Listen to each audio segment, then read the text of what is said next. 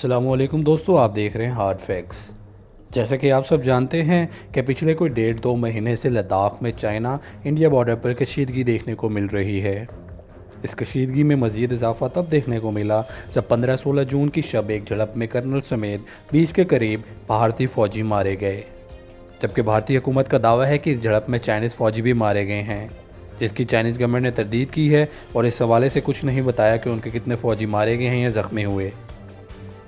दोस्तों, यहाँ सबसे पहले मैं आपको LAC और LOC में फ़र्क बताना चाहूँगा। पाकिस्तान और भारत के दरमियान जो डिमार्केटेड या वेल डिफाइंड बाउंड्री लाइन है उसे LOC यानी लाइन ऑफ कंट्रोल कहा जाता है, जबकि भारत और चाइना का बॉर्डर जो कि डिमार्केटेड या वेल डिफाइंड नहीं है उसे LAC यानी लाइन ऑफ एक्चुअल कंट्रोल कहा जाता है। भारत और चीन की सरहद 3488 किलोमीटर लंबी है। ये बॉर्डर लाइन जम्मू कश्मीर, हिमाचल प्रदेश, उत्तराखंड, सिक्किम और अरुणाचल प्रदेश से गुजरती है। हदबंदी ना होने की वजह से इन तमाम इलाकों में अक्सर कशीदगी देखने को मिलती है, लेकिन इस बार लद्दाख में गलवान वैली, हॉट स्प्रिंग्स और पेंगोंग लेक के मकामात पर कशीदगी देखने को मिली। 15-16 जून की शब गलवान वैली में ही झड़प हुई थी, जिसके नतीजे में 20 के करीब भारतीय फ़ौजी मारे गए। दोस्तों, यहाँ मैं आपको बताता चलूँ कि लद्दाख के दूसरी तरफ अक्साई चीन है और ये वही इलाका है जिस पर चाइना ने 1962 की जंग में भारत को बुरी तरह शिकस्त देने के बाद कब्जा कर लिया था। वाज़ेह बाउंड्री लाइन ना होने की वजह से भारतीय और चाइनीज़ फ़ौज इन इलाकों में पेट्रोलिंग करती नज़र आती हैं। अब जब कभी भी दोनों फ़ौजें आमने सामने आती हैं तो लड़ाई झगड़ा देखने को मिलता है, जिसमें मुक्कों, डंडों और पत्थरों का इस्तेमाल किया जाता है, जिसकी वजह 1993 में दोनों मुल्कों के दरमियान किया जाने वाला वो मुआहदा है जिसके तहत दोनों फ़ौजें एक दूसरे के खिलाफ बॉर्डर पर गोलियां चलाने से बाज रहेंगी। लेकिन इस बार सूरत हाल माजी से मुख्तलिफ है।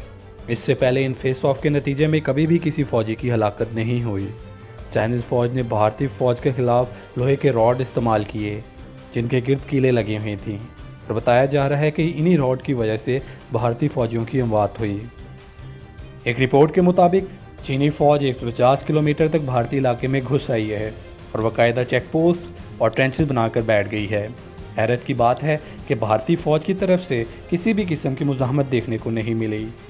अब यहाँ सवाल पैदा होता है, अगर माजी में भी अक्सर व बेशतर दोनों फ़ौजें बॉर्डर पर लड़ती झगड़ती रही हैं तो इस बार ऐसा क्या हुआ कि हालात इतने कशीदा हो गए।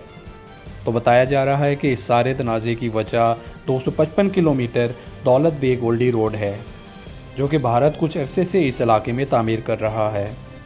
ये रोड गलवान वैली को भारत के एक फ़ज़ाई अड्डे से मिलाती है। इस तरह भारतीय फ़ौज को असला और दीगर साजो सामान बआसानी बज़रिया रोड फराहम किया जा सकेगा, जिससे भारत को चाइना पर दफ़ाई बरतरी हासिल हो जाएगी, जो कि चाइना किसी भी सूरत नहीं चाहेगा कि ऐसा कुछ हो। इसके अलावा भारत ने 5 अगस्त 2019 को आर्टिकल 370 और 35A को रिवोक करके मकबूजा कश्मीर और लद्दाख को यूनियन टेरिटरी बना दिया। भारत के इस अमल ने ना सिर्फ पाकिस्तान बल्कि चाइना को भी इश्तियाल दिलाया, क्योंकि इस तरह भारत इस तमाम खित्ते का नक्शा बदलने की कोशिश कर रहा है। चाइना नहीं चाहता कि मुस्तकबिल में अगर लद्दाख बॉर्डर पर कोई कशीदगी हो तो भारत को DSTB और रोड की वजह से किसी भी किस्म की कोई बरतरी हासिल हो। इसी वजह से चाइनीज़ फ़ौज ने भारतीय इलाके में घुसकर कार्रवाई की है। अब पता नहीं चाइना का मकसद भारत को रोड बनाने से रोकना है या इस इलाके पर कब्ज़ा करना। इस पूरे वाक़े में मोदी हुकूमत बिल्कुल बैकफुट पर नज़र आई है, जिस वजह से भारत में मोदी हुकूमत पर शदीद तनकीद की जा रही है। पिछले कुछ दिनों से चाइना और भारत के सफारती और फ़ौजी सतह पर डायलॉग्स जारी हैं, मगर अभी तक कोई नतीजा नहीं निकल सका। चाइनीज़ फ़ौज का भारतीय इलाके में घुस जाना और भारत की तरफ से किसी भी किस्म की जवाबी कार्रवाई ना करना, क्या भारत ने शिकस्त तस्लीम कर ली है? क्या 1962 की तरह चीन इस इलाके पर भी कब्ज़ा करने जा रहा है? ये ऐसे सवालात हैं जिनके जवाबात आइंदा कुछ दिनों में वाज़ेह हो जाएंगे। दोस्तों, मुझे उम्मीद है कि इस वीडियो से आपकी मालूमात में इजाफ़ा हुआ होगा। अगर आपको ये वीडियो पसंद आई है तो इस वीडियो को लाइक करना और हार्ड फैक्ट्स को सब्सक्राइब करना मत भूलिएगा।